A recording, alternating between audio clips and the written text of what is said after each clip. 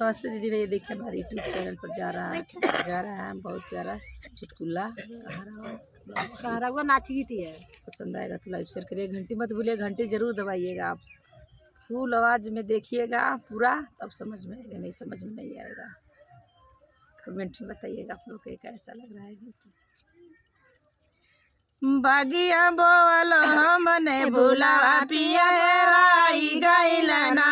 बागिया बोल हमने भूलावा पिया हेराई गइल ना,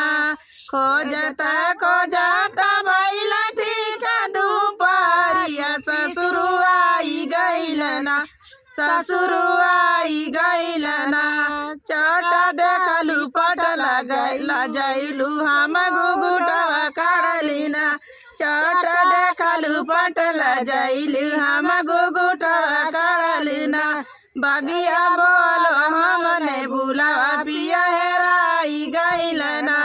बगिया बोलो हमने भूलावा पिया हेराई गइल ना, खोजता खोजता भइल ठीक दुपहरिया, बसुरु आई गइल ना, बसुरु आई गइल ना, चट देखैल पटल जइली चट गुगुटवा काढ़लिना, पट देखली चटल जइली पट गुगुटवा काढ़लिना, बगिया बोलो हमने भूलावा पिया हेराई गइल ना, बगिया बोलो हमने भूलावा पिया हेराई गइल ना, खोजता खोजता भइल ठीक दुपहरिया, देवरु आई गइल ना, देवरु आई गइल ना,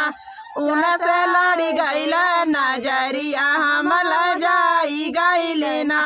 उन से लड़ी गइल नजरिया हमल जाई गइल ना, बगिया बोलो हमने भूलावा पिया हेराई गइल ना, बगिया बोलो हमने भूलावा पिया हेराई गइल ना। कमेंट में बताइएगा ये गीत आप लोग को कैसा लग रहा है।